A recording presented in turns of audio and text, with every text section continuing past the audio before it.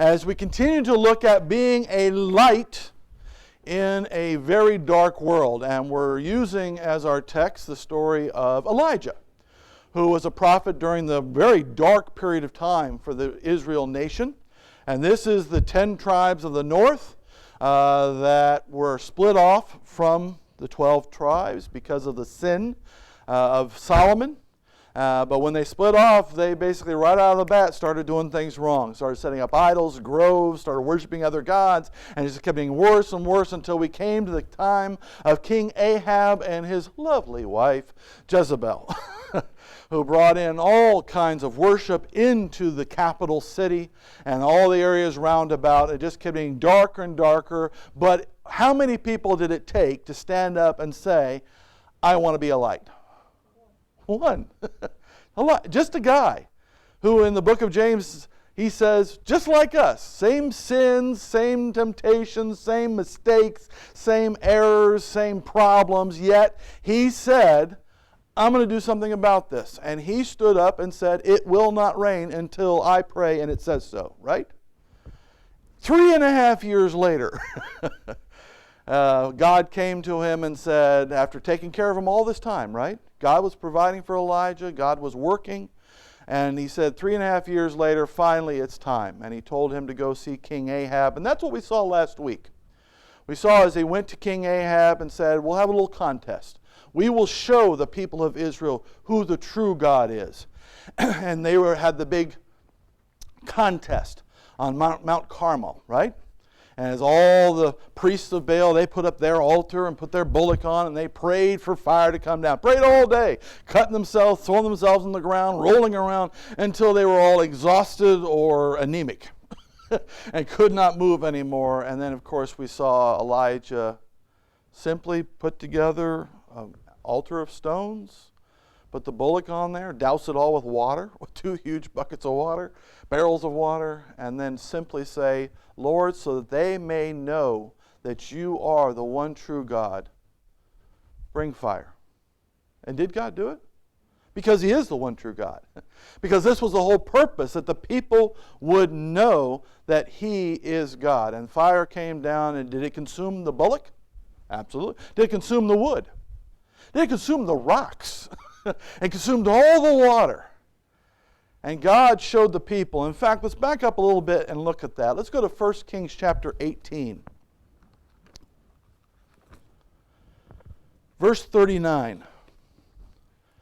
1 Kings chapter 18, verse 39, where it says, and when the people saw it, when they saw the whole spectacle, when they saw the ineptitude and inability of the God that they were worshiping, Baal, and all of his prophets, when they saw what the one true God could do, the God of Elijah, their God, who they had abandoned, when they saw all of that, and when the people saw it, they fell on their faces and they said, the Lord, he is the God.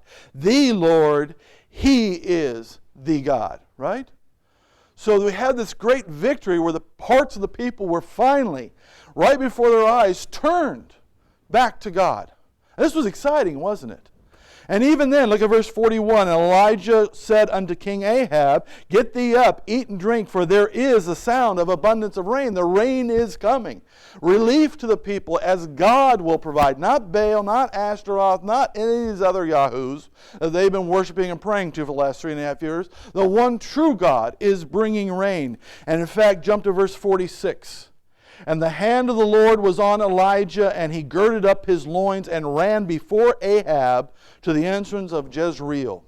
So he was so excited. He had that energy and the hand of God. So he actually outran the king and his chariot and his wagons and beat them to Jezreel. How exciting would that be?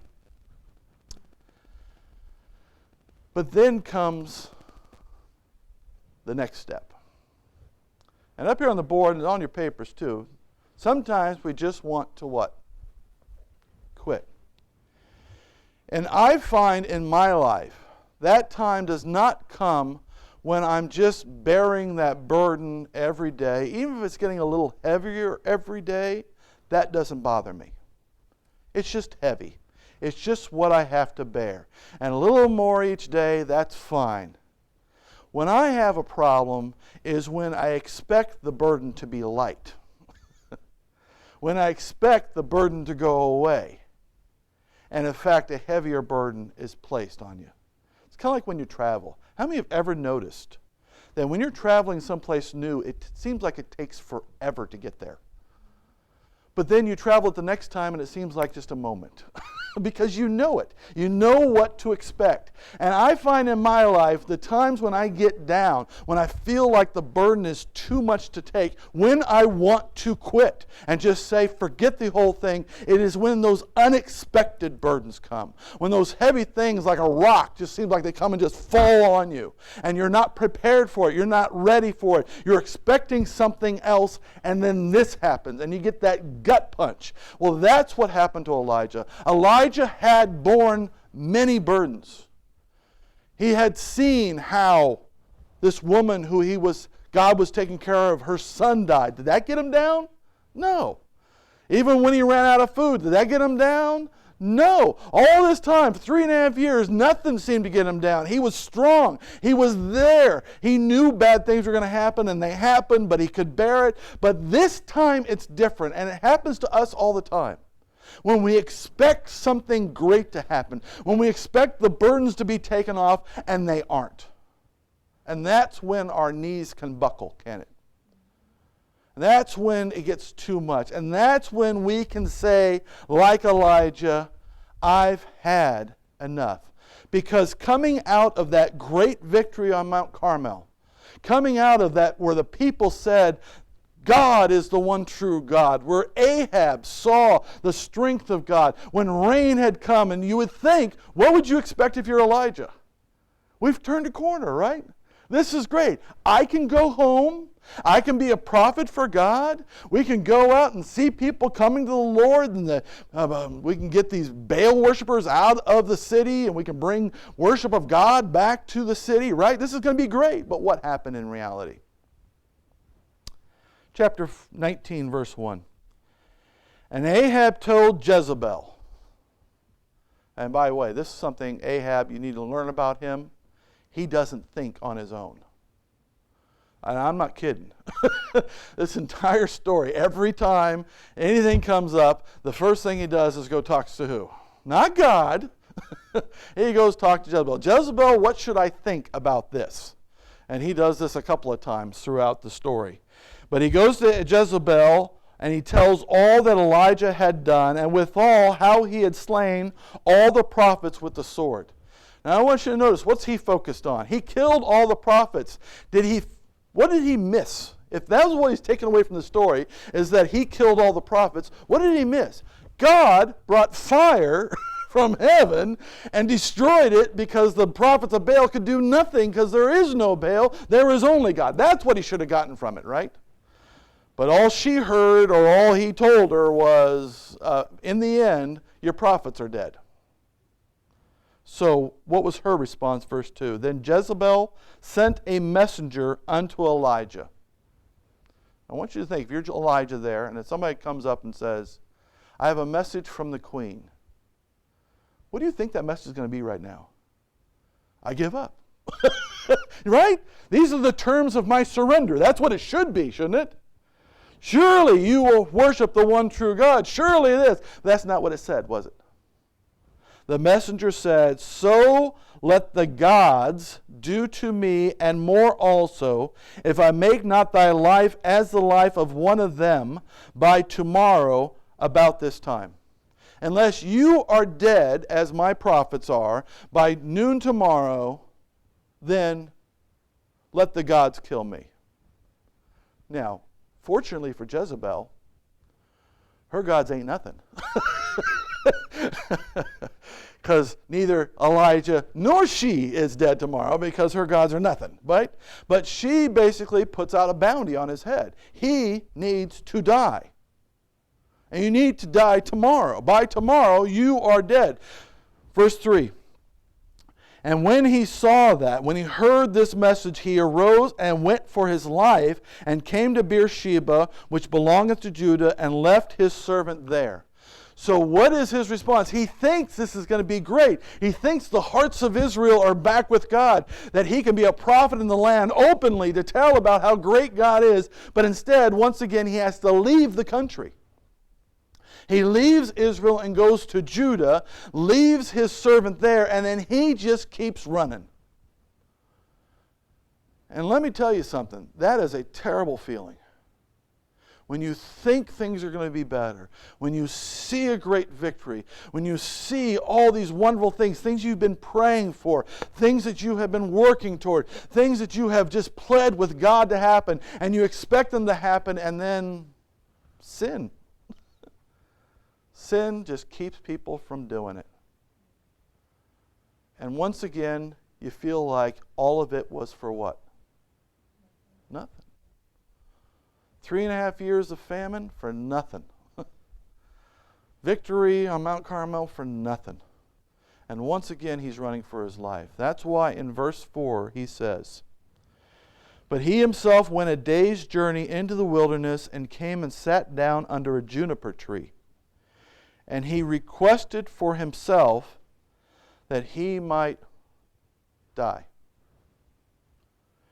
And said, 'It is enough. I have had enough. I cannot bear this any longer. Now, O Lord, take away my life, for I am not better than my fathers.' Just as my forefathers, they stood up and it did nothing. People still ran to sin.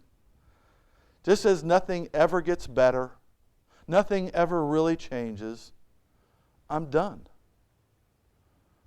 Lord, kill me." How many would say that's pretty depressed? And it's easy to get that way, folks, even as the children of God, even as those who are saved, to get to the point where you just say, enough, I've had enough. Now, not to dying, I hope, but certainly to quitting. I want out. I don't want to do this anymore.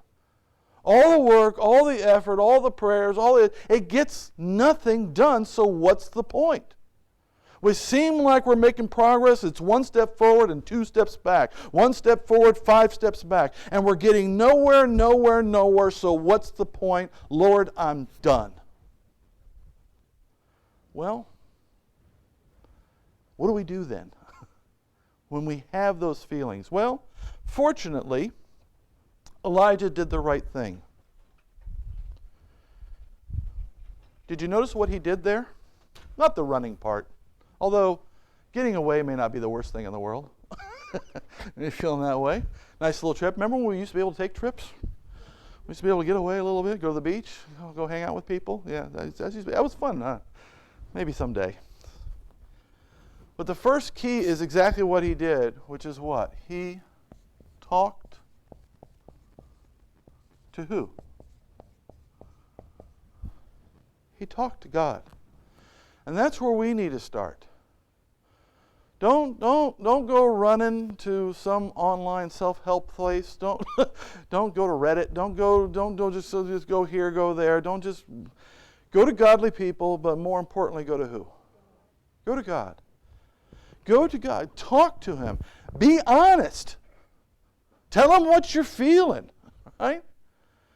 And his feeling was, I've had enough. If this is the way it's going to go, if this is the way it's going to be, I can't do this anymore. This is more than I can bear. Now, does God know how much we can bear? Does God know what we're going through? Does God know these things? Yes, He does. And can God help? Yes.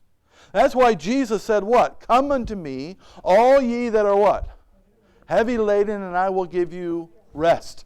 So even Jesus said the same thing. When you're feeling like it's just too much, when you feel like you've had too much, when you feel like you just can't go on, where should you go? Go to God. Go and talk to God.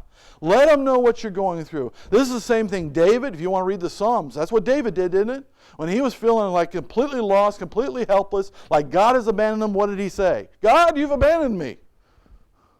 Talk to Him though, right? Let Him know how you feel. Go and talk to God. And what did God do? Verse 5. And as Elijah lay and slept under a juniper tree, behold, then an angel touched him and said unto him, Arise and eat. And he looked, and behold, there was a cake baken on the coals, and a cruse of water at his head. And he did eat and drink, and laid him down again. And the angel of the Lord came again the second time, and touched him, and said, Arise and eat, because the journey is too great for you.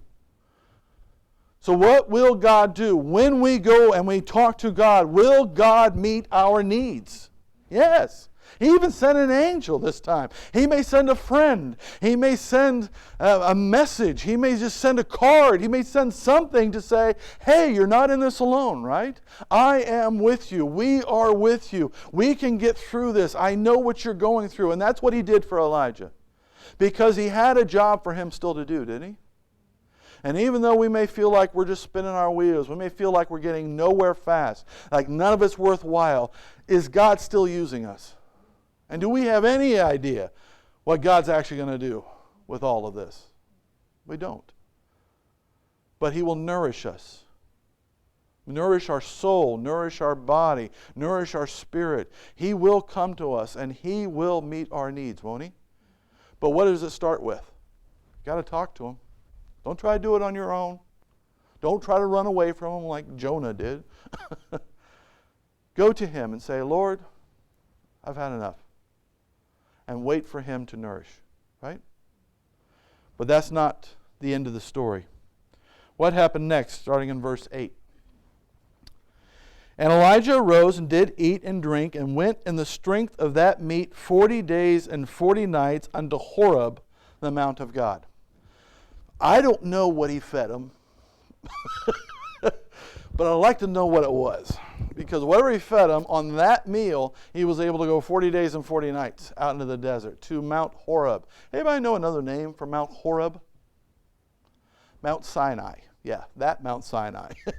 It keeps coming up over and over again in the Bible. It's the mountain of God. It's where a lot of things happen, where Moses saw the burning bush, of course, where Moses brought the people for the 10 Commandments and the law of God, and also now where he's bringing Elijah. And he's going to, again, nourish him there. Not just with meat and water, but with something else. And what happens there? Verse 9. And he came thither unto a cave, and lodged there. And behold, the word of the Lord came to him, and he said unto him, What doest thou here, Elijah? What are you doing here?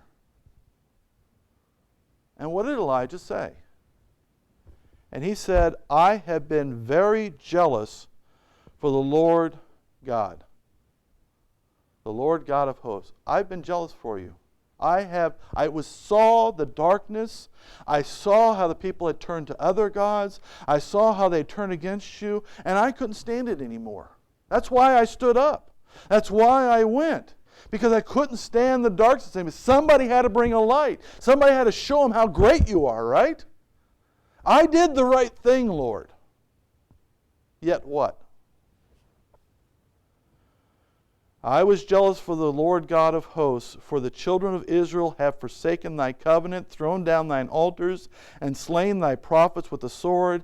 And I, even I only, am left, and they seek my life to take it away.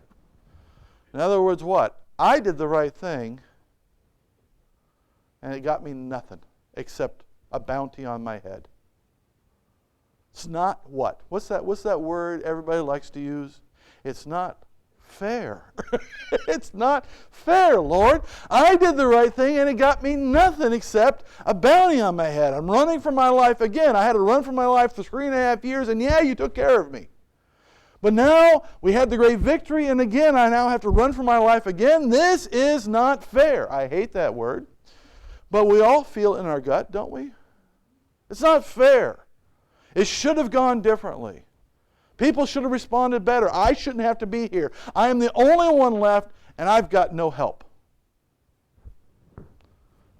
What's the key there? Tell him what you feel. God's been around a long time. I don't know if you knew that. He's heard it all. And even when it's not spoken, he knows what's in our heart, doesn't he? So you may as well what? Be honest. Be honest with what you're feeling. He's a big God. He can handle it. He can handle our criticism. He can handle our complaints. He can handle our honesty. And He knows where it's coming from too, right? He wants to hear from us. He wants us to let it out. This is not fair. Yell it out from the treetops. This isn't fair. I've had enough. I don't want to do this anymore. It's not working. Let me out. Yell it. It's okay.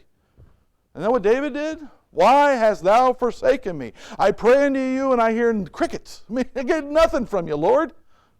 Oh yeah, but you are the great God, so it's okay. And that's the thing. When we go and talk to God, when we tell Him honestly how we feel, that begins the process of healing. That begins the process of God being able to show us exactly what the situation really is. Don't rely on your own eyes. Don't rely on your own intellect. Don't rely on your own perception. Rely on what is God really doing here. And really the first step is go and talk to Him and then tell Him what you think. And what did God then do? Verse 11. And He said, go forth, He said to Elijah, God did, go forth and stand upon the mount before the Lord. And behold, the Lord passed by, and a great and strong wind rent the mountains and break in pieces the rocks before the Lord. That's a serious wind. We had some serious wind this week, didn't we? Well, nothing like that. Our poor tents out here. We've been having these tents out here for the kids. Oh boy, they got tossed. One time the tent was driven through that little play set out there through the window, and the other time one was picked up and driven through the other one. I mean, it's just a disaster. This is a bigger wind. Wind that breaks rocks is a serious wind, right? God is powerful, isn't He? And just by moving in front of Him, He created this wind. And behold, passed by, and a great strong wind rent the mountains and brake in pieces the rocks before the Lord. But the Lord was not in the wind. It was just a result of Him being there. And after the wind, an earthquake. But the Lord was not in the earthquake. But just the presence of God is powerful, isn't it? Who needs to remember that? We do. Just the presence of God, how powerful is it?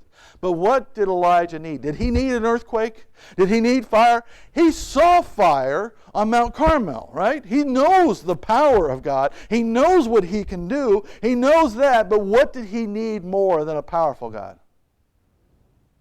Verse 12, and after the earthquake, a fire, but the Lord was not in the fire, and after the fire, a still, small voice. Did he need a big, powerful God right now? Or did he need a friend who would just kind of pull up beside him and say, how you doing? You ever feel like you need that? Do you realize the God of the universe, the one who created the heavens and the earth, the one who has created all things, the eternal God, the holy God, loves just to pull up beside you, pull up a chair and say, how you doing? He's a personal God, isn't He? Now, does He know what's going on? Yeah. But it's nice to know somebody cares, right? And does the God of the universe have time for you? Yeah. Does He care about you? And that's the thing. He came where he was at. He came to him exactly how he needed to come to him, to let him know that God was his friend and wanted to be with him. And look at verse 13. It was so. When Elijah heard it, he wrapped his face in his mantle and went out and stood in the entering into the cave. And behold, there came a voice unto him that said, what doest thou here, Elijah? How you doing? What are you doing here? Is it okay? Let's talk. And Elijah told him the same thing again. Verse 14, he said, I have been very jealous for the Lord God of hosts, because the children of Israel have forsaken thy covenant, thrown down thine altars, and slain thy prophets with the sword, and I, even I only, am left. And they seek my life to take it away. He told him the same thing. But instead of yelling it out, now he's talking to him, right? Saying, Lord, this is how I'm feeling. And he comes with what? Reverence. You notice he took his mantle and he put it over his face. He came humbly. And he just calmly told them, this is what's going on. We can yell it or we can talk it. Either way, just be honest about it. Let him know how you're feeling. He's feeling alone. He's feeling abandoned. He's feeling like nothing will get any better ever. And he has no hope. And that's the worst place to be for a Christian, isn't it? There's just no hope. But is there hope in God? If you're not sure about that, watch the Sunday night services. We know there is always hope in every situation. Is there hope here for Elijah? Absolutely. Look at verse 15. And the Lord said to him, Go, return on thy way to the wilderness of Damascus, and when thou comest, anoint Hazael to be king over Syria. I always find that interesting. It's like, go to a foreign country and anoint that guy to be king of his country. Why? Because God has a plan for Hazael, doesn't he? He has a plan for Syria. A plan to use Syria to punish who? Israel for their sin. God has a plan, doesn't he? Do we always need to remind ourselves of that? God has a plan. We may not see it. We may not understand it. We may never fully see it. But does God have a plan? And he says, I've got a plan. Go into Syria and find a guy named Hazael, anoint him to be the next king of Syria. And then, verse 16, and Jehu, the son of Nimshi, shalt thou anoint to be king over Israel. So who's not going to be king much longer? Ahab and Jezebel. They will not be much longer in this place. There is a plan to replace them with a guy by the name of Jehu. And Elisha, the son of Shaphat, of Abel Meholam, shalt thou anoint to be prophets in thy room. Not only do I have a plan to use a foreign country to come in and punish them, I have a plan to replace Ahab and get a new leader in Israel, which will lead the people in the right direction, and I've got your replacement. I know how long you can do this. I know your limits. I know all of this. I have a plan. I have a succession plan. And it's going to be a guy by the name of Elisha. I want you to go and find him and make him basically your protege, to train him up to take your place. Verse 17, and it came to pass that him that escapeth the sword of Hazael, who will be the king of Syria, shall Jehu slay. And him that escapeth from the sword of Jehu shall Elisha slay. Yet I have left me 7,000 in Israel, all the knees which have not bowed unto Baal, and every mouth which hath not kissed him. I've got a plan. I've got a plan to punish those evildoers, get them out of the way. And by the way, you are not the only one left. Are we the only one? We're not the only one. There are 7, which isn't a lot. I want you to think about that for a minute. This is an entire country. And there's only 7,000 people who actually believe in God and have not fallen and worshipped Baal. That's not a lot of people, but is it more than one? He is not alone. In fact, he met one of them, Obadiah, who had saved many of them. But we forget, don't we? In our despair, when we feel like it's all too much, we can forget how God has already shown us blessing. God has already shown us that he's there, hasn't he? And he says, I've got a plan, and I'm telling to you now. And he will do that, won't he? He will let us know it's going to be okay. And that's where we have to come to him in reverence. But also we need to do something that we find hard to do sometimes. It's something called listen. Right? Can we listen to his word? Can we listen to the Holy Spirit? Can we listen to godly counsel? Yes. God will come. And he will let us know. If we're willing to talk to him, let him know how we feel, come humbly before him, and if we are willing to listen, he will let us know it's going to be okay. He'll remind us that it's going to be okay. It's been okay in the past, it'll be okay again. I've got a plan. And does God always have a plan? Does God always have a good plan? Does God always have a great plan? Yes. So we need to keep that in mind, don't we? And don't give up. And he just reminds him here, you're part of that plan. So here's the important part. Verse 19. So Elijah departed from there. Where's he going? Is he going to go pout someplace else? Is he going to go back and say, well, there's no hope, so I'll just turn myself into Jezebel and let her kill me? Is he just going to go hide again? No. You know what he's going to go do? exactly what God told him to.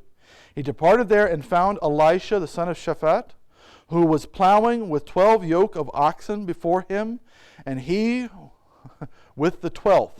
And Elijah passed by him and cast his mantle upon him, and he left the oxen and ran after Elijah and said, Let me, I pray thee, kiss my father and my mother, and then I will follow thee. And he said to him, Go back again, for what have I done to thee?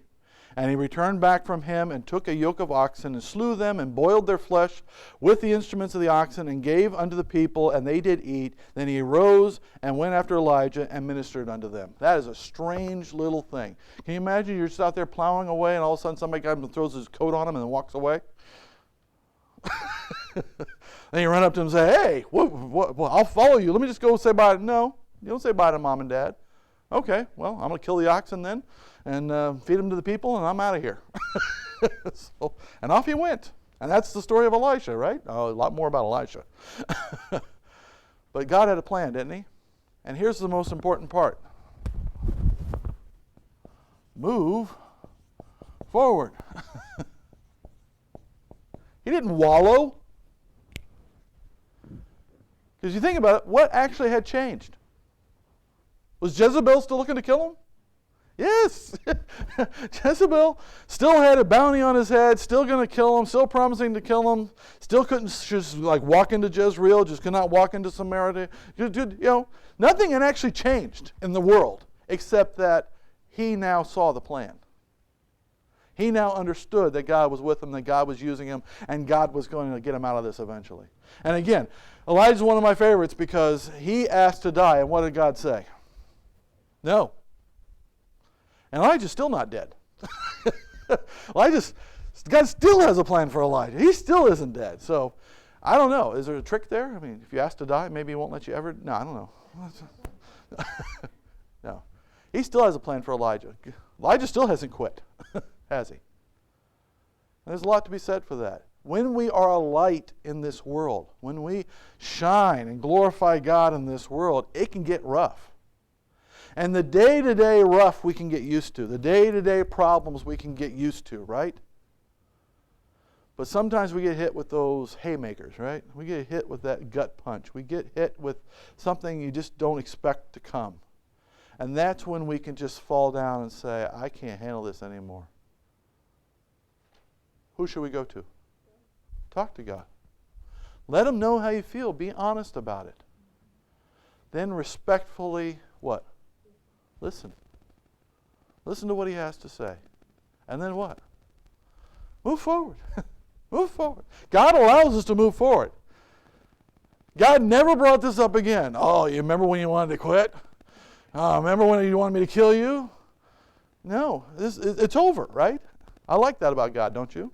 He didn't bring this stuff up again. And he's like, let's just move forward. And he's going to use Elijah again in mighty, mighty ways.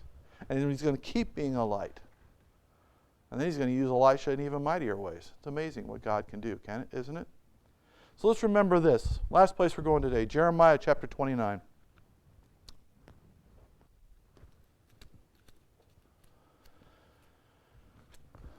Jeremiah chapter 29.